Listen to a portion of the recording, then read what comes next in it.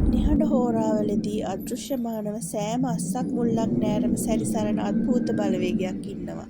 හැබැයි ඒ පළිගැනීමේ චේතනාවෙන්වත් තමන් ආදරය කළ කිසිවෙක් හොයාගන්න අවශ්‍යතාවයක් ඇතුවවත් නෙවෙයි. කුසගින්න නිවා ගැනීම එකම අරමුණ කරගෙන කියලා විශ්වාස කරන්න පුළුවන්ද? මේ තමයි ඊගුයි. නිවැරදිව ශබ්ද කළොත් ගොයි කියලයි කියවෙන්නේ. හංග්‍රි ගොස්ට් ඒ කියන්නේ කුසගිනි අවතාරය. පුරාණ චීන විශ්වාසයන්ට අනුව කෙනෙක් මිය ගියාම එයාගේ ආත්මය මලවුන්ගේ ලෝකයට ළඟා වෙනවා. එතනදී එයා ජීවතුන් අතර සිටි කාලය ඇතුළත කෙරුව හොඳ සහ නරක හැම දෙයක්ම විනිශ්චයට ලක් වෙනවා. තණ්හාවෙන්, ඊර්ෂ්‍යාවෙන් සහ ක්‍රෝධයෙන් ජීවත් වූ අය ඊගුයි අවතාර විදියට නැවත මනුෂ්‍ය ලෝකයට පිටුහල් කරනවා. ඒ කවදාවත් නොසංසිඳෙන කුසගින්නකින් පෙළෙන ශාපයත් එක්කමයි.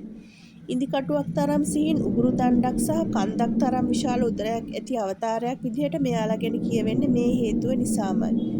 ඔවුන් ආහාර පානවලට කොතරම් ආශාවක් දැක්වුවත් ඔවුන් අද තියෙන හැම දෙයක්ම අලු හෝ රුධිරය හෝ ගින්දර බවට පෙරලෙනවා.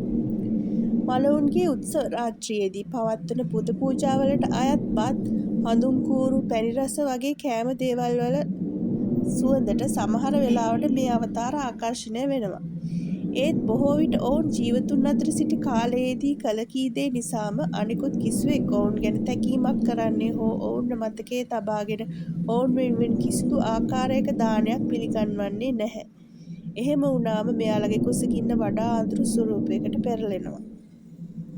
මොවුන්ගේ දෘශ්‍යමාන සිරුර ඇඹරී විකෘති ස්වරූපයකට පත් වෙනවා.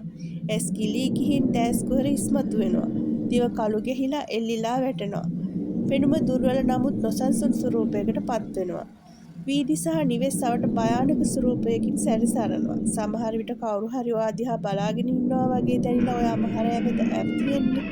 ඔයාගේ කෑම බීම වල සුවඳට හරි ඔයා ස්වභාවයෙන්ම ලේසියෙන් බියටපත් වෙන කෙනෙක් නම් අන්න ඒ ඔයාගේ හිතේ තියෙන බයට හරි මේ ඊගුයි කෙනෙක් වහවැටිලා ඔයාව හොයාගෙන ඇවිත් ඉන්න නිසායි. ඔවුන් ඔයාව ඇහැරවන්නේ එයාගේ අතීත වැරදිවලට ඔයාගෙන් සමාව ඉල්ලගන්න නම් නෙවෙයි. හැබැයි ඔවුන්ගේ මනදොල සපුර ගන්න ඕන රසවත්ම දේ ඔයා ළඟ තියෙන නිසායි. මොකද ඔයාගේ ආත්මය ඔයා හිතනවට වඩා ගොඩක් රසවත් දෙයක් වෙන්න පුළුවන්.